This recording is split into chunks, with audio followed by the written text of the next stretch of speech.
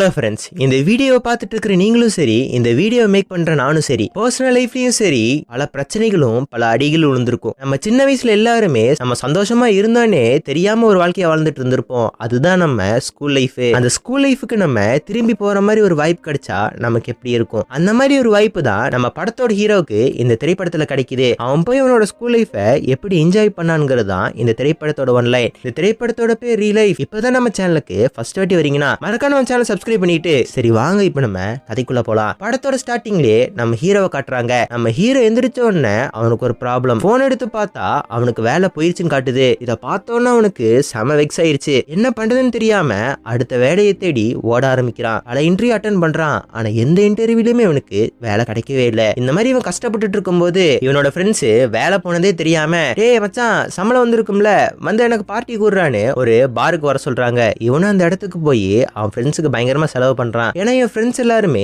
இவனோட பயங்கர செட்டிலான பர்சனா இருக்காங்க. அவன் முன்னாடி பிரஸ்டீஜ் போயிடக்கூடாதுன்னு கையில இருக்கிற கொஞ்சம் பணத்தையும் செலவு பண்ணிட்டு தலையை தொங்க போட்டுட்டு வீட்டுக்கு வந்துட்டு இருக்கான். இவன் இந்த மாதிரி வீட்டுக்கு வந்துட்டு இருக்கும்போது ஒரு ஆள் இவன் அப்படியே மறைக்கிறாரு. சார், நான் ஒரு ரியல் லைஃப் ப்ராஜெக்ட் பண்ணிட்டு இருக்கேன் சார். அந்த ப்ராஜெக்ட்டுக்கு உங்களை நாங்க செலக்ட் பண்ணியிருக்கோம். இந்த ப்ராஜெக்ட மட்டும் நீங்க ஒத்துக்கிட்டீங்கன்னா 28 வயசுல இருக்கிற நீங்க உங்க 17 வயசுக்கு போக முடியும். உங்களால உங்க ஸ்கூல் லைஃபுக்கு திரும்பி போக முடியும் சார். உங்க ஸ்கூல் லைஃபுக்கு போய் உங்களோட பிரசன்ட் நீங்க எப்படி வேணா மாத்திக்கலாம் அப்படின்னு இவன் சொன்ன உடனே நம்ம ஹீரோ ஒண்ணும் புரியல. பைத்தியக்காரனா நீன்னு அவன் பாட்டுக்கு போறான். ஆனா இவன் சும்மா வர்ற மாதிரி இல்ல. நம்ம ஹீரோவை பார்த்து சார் உங்க ஃபியூச்சரே மாறிடு சார். இந்த ஒரு மாத்திரையை மட்டும் நீங்க சாப்பிட்டா போதும் 28 வயசா இருக்கிற நீங்க 17 வயசா மாறிடுவீங்க. ஒரு வருஷம் மட்டும் நீங்க 17 வயசு பையனா இருப்பீங்க. அந்த ஒரு வருஷத்துலயே உங்க லைஃப் அப்படி டோட்டலா சேஞ்ச் ஆயிரும். நீங்க அந்த ஒரு வருஷத்தை முடிக்கும் போது உங்களுக்கு ஒரு புது லைஃபும் ஒரு புது வேலையும் இங்க காத்துட்டு இருக்கும். அதுக்கு நாங்க கேரண்டி சார். இந்த ஒரு வருஷத்துக்கு உங்களுக்கு ஆகிற செலவு, சாப்பாடு, ஸ்கூல் ஃபீஸ்னு எல்லாமே நாங்களே பாத்துக்கோ சார். உங்களுக்கு தோணுச்சுன்னா இந்த மாத்திரையை போட்டுக்கோங்கன்னு சொல்லிட்டு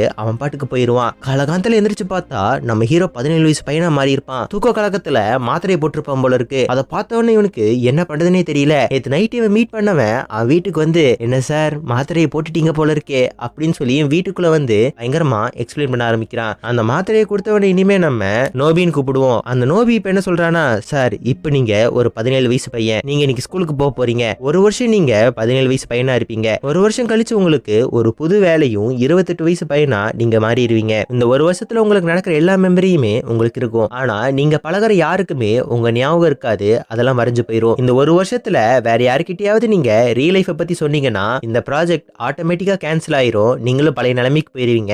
உங்களுக்கும் எந்த ஞாபகம் இருக்காது அப்படின்னு சொல்ல இப்ப நம்ம ஹீரோ அவனோட ஸ்கூலுக்கு போறான். ரொம்ப வருஷம் கழிச்சு ஸ்கூலுக்கு போறதுனால அப்படியே பேந்த முழிக்கிறான். அவனோட கிளாஸ் ரூமுக்கு போறான். என்னதான் இவனுக்கு மூஞ்சி 17 வயசா இருந்தாலும் 28 வயசு பையன் மாதிரி நடந்துக்கிறான். புது ஸ்டூடெண்ட்ங்கிறதுனால ஒரு இடத்துல போய் உட்கார்றான். அந்த இடம் பார்த்தா இன்னொரு பொண்ணுக்கு சொந்தமானது போல இருக்கு. இந்த பொண்ணு தான் நம்ம படத்தோட ஹீரோயின். அவ வந்து எங்க இது என்னோட சேர் அப்படின்னு பவ்யமா சொல்றா. அதை பார்த்தோன்னே இவனும் பதறி போய் எந்திரிச்சிட்டு சாரின்னு சொல்லிட்டு வேற இடத்துல போய் உட்காந்துக்கிறான். இப்ப அப்படியே கிளாஸ் ஸ்டார்ட் ஆகுது. கிளாஸ் ஸ்டார்ட் ஆனவனே எக்ஸாம் வைக்கிறாங்க. என்னடா கிளாஸ் ஸ்டார்ட் ஆனவனே எக்ஸாம்னு பார்த்து ஷாக் ஆறதுக்குள்ளேயே மாத்திரையை கொடுத்து நம்ம நோபியுமே இவனை வாட்ச் பண்றதுக்காக அங்கேயே தான் இருப்பான். இவன் பென்சிலுக்காக தேடிட்டு இருக்கும் போது இவன் பேக் ஓபன் பண்றான். பார்த்தா சிகரெட் இருக்கும். நம்ம ஹீரோக்கு என்ன பண்ணதே தெரியல. பக்கத்துல இருந்து ஒரு பொண்ணு பென்சில் கொடுத்து எழுத சொல்றா. இப்ப அப்படியே டெஸ்ட்ல எழுதி முடிச்சுட்டு நம்ம ஹீரோ நோபியோட உட்காந்து பேசிட்டு இருப்பான். ஆனா அந்த மாதிரி அவன் பேசிட்டு இருக்கும் போதே நம்ம ஹீரோயின் ரொம்ப நேரமா ஒரே இடத்துல நிக்கிறத பாப்பான். இதை பார்த்தாலும் நம்ம ஹீரோயினை பார்த்து எதுக்காக இந்த மாதிரி நின்னுட்டு இருக்க, உனக்கு என்னமா வேணும் அப்படின்னு கேட்க அவளுமே நான் காசு எடுத்துட்டு வரல, எப்படி சாப்பிடுறதுன்னு தெரியல அப்படின்னு சொல்ல நம்ம ஹீரோ 28 வயசு பையன் மாதிரியே இதுதான் பிரச்சனையாமா, இந்தாமா இந்த 100 ரூபாய வச்சு உனக்கு என்ன பிடிக்குதோ வாங்கி சாப்பிடு அப்படின்னு சொல்ல அந்த பொண்ணுக்கு ஒரு மாதிரி ஆயிருது. இவனுக்கு ஒரு செகண்ட் கழிச்சுதான் புரியுது நம்ம 17 வயசு பையன். பத்தாவதுக்கு இவளோட கையை வேற பிடிச்சிருக்கோம்னு சொல்லி அவகிட்ட அப்படியே சாடி கேட்கறா. இப்ப அப்படியே நம்ம ஹீரோயின் சாப்பிட்டுட்டு நம்ம ஹீரோயின் ஹீரோவை பார்த்து நீங்க 3rd இயர்ல வந்து ஜாயின் பண்ணிருக்கேன், நான் 2nd இயர்ல இங்க வந்து ஜாயின் பண்ணேன். நான் நிறைய பேர்த்த ஃப்ரெண்ட்ஸ் ஆக்கணும்னு ட்ரை பண்ணேன். ஆனா யாருமே என் கூட ஃப்ரெண்ட் ஆகல. ஏன்னா நான் பெருசா யாரோடய பேச மாட்டேங்கிறேன். மித்தவங்களை எப்படி நான் ஃப்ரெண்ட்ஸ் ஆக்கிக்கிறது, நான் என்ன தப்பு பண்றேன் அப்படின்னு கேட்க நம்ம ஹீரோவுமே யாராவது பேசினாங்கன்னா முதல்ல சிரிச்சு பேசணும். நீ எங்கம்மா சிரிக்கிற, நீ தான் சிரிக்கிறதே இல்லையே, எங்க எனக்காக கொஞ்சம் சிரிச்சு காட்டு அப்படின்னு சொல்ல அவளுமே சிரிக்கிறா. பார்த்தா கலகலப்பு பட விமல் மாதிரி சிரிச்சிட்டு இருக்கா. ஏமா இந்த மாதிரி சூர்யா சிரிப்புல சிரிக்க கூடாது, இந்த மாதிரி சிரிச்சினா யாரும் உங்ககிட்ட ஃப்ரெண்ட் ஆக மாட்டாங்க, சரி நாளைக்கு பாக்கலான்னு நம்ம ஹீரோ போலான்னு பாப்பான். ஆனா நம்ம ஹீரோவை பார்த்து ஏய் நீ தான் எனக்கு கிடைச்சிருக்கிற ஒரே ஃப்ரெண்டு, உன் நம்பர் மட்டும் எனக்கு தெரியான்னு தயங்கி கேட்க நம்ம ஹீரோவுமே வெரி குட் பாத்தியா இப்ப நீ நானும் ஃப்ரெண்ட் ஆயிட்டோம், அசால்ட்டா என்னோட நம்பர் கூட வாங்கிட்ட, இதே மாதிரி எல்லாத்துக்கிட்டையும் நடந்துக்கோ அப்படின்னு சொல்ல இவ அழகா ஸ்மைல் பண்றா. அந்த ஸ்மைலை பார்த்தோன்னே இப்படி எல்லாத்துக்கிட்டையும் சரி அப்படின்னு அப்படின்னு நம்ம ஹீரோ சொல்றான். அடுத்த நாள் காலையில இவங்க ஒரு டெஸ்ட் எழுதி இருப்பாங்க பாத்தீங்களா, அந்த டெஸ்ட் ஆக்சுவலா எதுக்கு எழுதி இருப்பாங்கன்னா, அந்த டெஸ்ட்ல யாரு நல்லா பெர்ஃபார்ம் பண்றாங்களோ அவங்க தான் கிளாஸ் லீடரா இருந்திருப்பாங்க. அதுல ஒரு பையனும் நம்ம ஹீரோயின் கிளாஸ் லீடரா இருப்பாங்க. அவ இதை பார்த்து பயங்கரமா எக்ஸைட்டா அவ பாட்டுக்கு பயங்கரமா ஃபீல் பண்ணிட்டு இருப்பா. ஏன்னா நம்ம ஹீரோயின் வரதுக்கு முன்னாடில இருந்து அவ தான் கிளாஸ் லீடரா இருந்திருப்பா. பொண்ணு நம்ம ஹீரோயினை பார்க்க நம்ம ஹீரோயின் ஹீரோ சொன்ன மாதிரியே சிரிக்கிறங்கிற பேர்ல அவளை பார்த்து நக்கல ஒரு சிரிப்பா. ஆக்சுவலா நம்ம ஹீரோக்கு இப்ப கொஞ்சம் ஃப்ரெண்ட்ஸ் கிடைச்சிருக்காங்க. அந்த ஃப்ரெண்ட்ஸோட சேர்ந்து பயங்கரமா சுத்திட்டு இருக்கான். அதுக்கப்புறம் தான் நம்ம ஹீரோக்கு ஒரு விஷயம் புரியுது. நம்ம ஹீரோக்கு ஒரு பொண்ணு பென்சில் கொடுத்தால, அந்த பொண்ணுக்கும் அந்த பையனுக்கும் ரெண்டு பேரும் சொல்லாமலே ஒருத்தவங்க லவ் பண்ணிட்டு இருக்காங்க அப்படிங்கிற விஷயம் இவனுக்கு நல்லா தெரியுது. ஆனா இந்த கிளாஸ் லீடர் ஒரு பையன் இருக்கான் பாத்தீங்களா, அந்த பையன் கிளாஸ் லீடரா இருக்கிறதுனாலயே நம்ம ஹீரோயினும் அவ கூட தான் சுத்திட்டு இருப்பா. ஆனா நம்ம ஹீரோக்கு பென்சில் கொடுத்தா பாத்தீங்களா, அந்த பொண்ணுக்கு இதெல்லாம் சுத்தமா பிடிக்காது. கிளாஸ் லீடர் பதவி ஆட்டைய போட்ட மாதிரி நம்ம ஆளை நம்ம கிட்ட இருந்து ஆட்டைய போட்டுருவாளோன்னு எப்பவுமே சந்தேகம் இருந்துட்டு இருக்கும். பத்தா குறைக்கு ஃப்ரெண்ட் ஆக்குறங்கிற பேர்ல இவ வேற இந்த சூரிய சிரிப்பு போட்டு போயிட்டு இருப்பா. ஸ்கூல் பொண்ணு இப்ப என்ன பண்றானா, இவ பேக் எங்கேயோ திருடி வச்சுக்குவோம், அப்படின்னாதான் இவ திருந்துவான்னு சம்பந்தமே இல்லாம அவ பேக திருடுவா. ஆனா இந்த மாதிரி பேக திருடுறத நம்ம ஹீரோ பாத்துருவான். ஏமா எடுத்துட்டு போற அப்படின்னு கேட்கும் போது ரெண்டு பேரும் படிக்கட்டுல இருந்து விழுந்து அடிபட்டுரும். போட்டுட்டு கொஞ்ச நேரம் கழிச்சு நம்ம ஹீரோ சொல்றானா, அவ பேக் உனக்கு எதுக்கு வேணும்னு நான் தெரிஞ்சுக்கலாமா அப்படின்னு கேட்க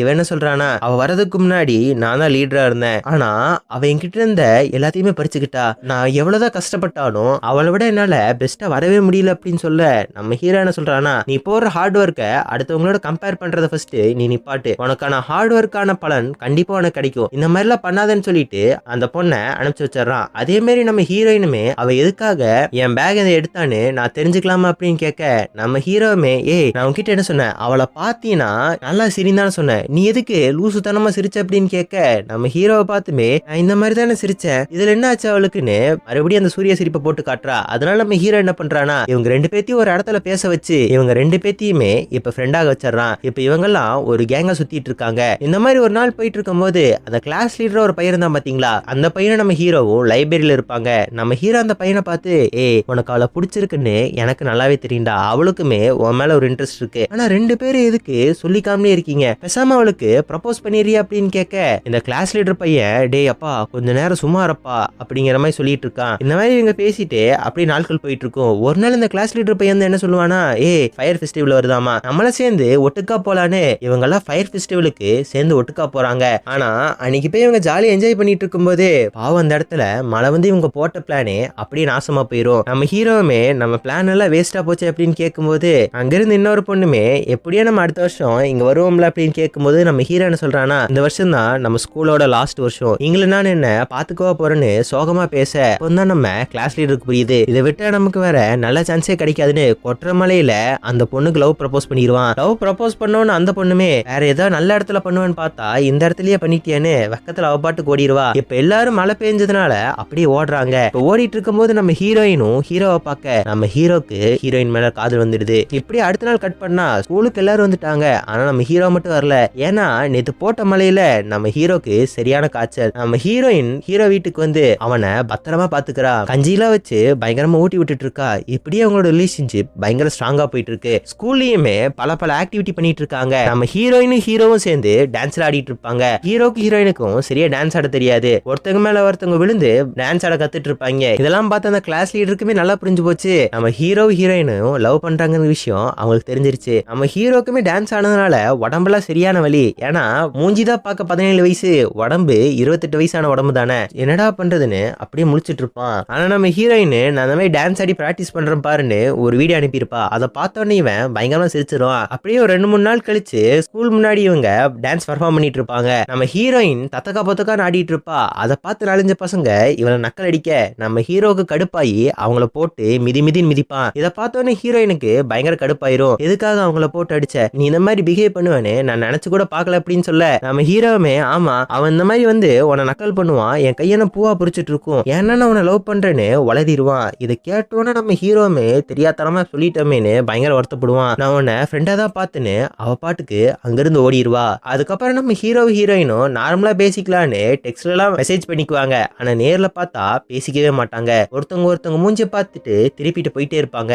இப்ப அப்படியே எங்கிருந்து கட் பண்ணா நம்ம ஹீரோக்கு நல்லாவே தெரிஞ்சு போச்சு ஸ்கூல் டேஸ் முடிய போகுதுன்னு. அதனால ஃப்ரெண்ட்ஸ் எல்லாத்துக்கிட்டயும் போய் நம்ம எல்லாம் சேர்ந்து ஒரு ட்ரிப் போலாண்டா, அந்த ட்ரிப் நம்ம வாழ்க்கையில மறக்க முடியாத ஒரு ட்ரிப்பா இருக்குன்னு எல்லாத்தையும் கூப்பிடுறான். பக்கத்திலேயே தான் தான் நோபி இருப்பான். நோபியை பார்த்துமே டேய் நீ என் கூட வாயேன், நீ நானும் ஃப்ரெண்டு தானே வான்னு சொல்லி அவனையும் ட்ரிப்ல ஆட் பண்ணிக்குவான். நம்ம ஹீரோயின் கிட்டயும் ட்ரிப் போல வான்னு சொல்லிடுவான். ஆனா இன்னொரு ட்விஸ்ட் இப்பதான் காத்துட்டு இருக்கு. நம்ம ஹீரோ எப்படி ரீல் லைஃப் பண்ணி இங்க வந்திருப்பானோ அதே மாதிரி தான் நம்ம ஹீரோயின் வந்திருப்பா. நம்ம ஹீரோயினுமே ஹீரோ லவ் பண்ணுவா. ஆனா ஒரு வருஷம் கழிச்சு அவனுக்கு என்ன யாருன்னே தெரியாது, என்ன பண்றதுன்னு நோபி கிட்ட போய் இந்த விஷயத்த சொல்லிட்டு இருப்பான். நோபிக்குமே ஆக்சுவலா ஒண்ணுமே புரியாது. ஆக்சுவலா இந்த மாதிரி லவ் பண்ணாங்கன்னா சப்ஜெக்ட்டுக்கு மட்டும்தான் நடந்த விஷயம் ஞாபகம் இருக்கும். ஆனா மித்த யாருக்கும் எந்த விஷயமும் ஞாபகம் இருக்காது. ஆனா இவங்க இந்த மாதிரி லவ் பண்றதுனால ரெண்டு பேருக்குமே இந்த விஷயம் மறந்து போறதுக்கு நிறைய வாய்ப்பு இருக்கு. இவங்க இப்ப அப்படியே பிளான் பண்ண மாதிரியே ட்ரிப் போறாங்க. இவங்க பிளான் பண்ண மாதிரியே அன்னைக்கு ட்ரிப் போறாங்க. நம்ம ஹீரோ பயங்கர ஆக்டிவா எல்லாருமே பிரசன்ட் என்ஜாய் பண்ணுங்கன்னு ஒவ்வொரு நிமிஷத்தையும் அவன் ஃப்ரெண்ட்ஸோட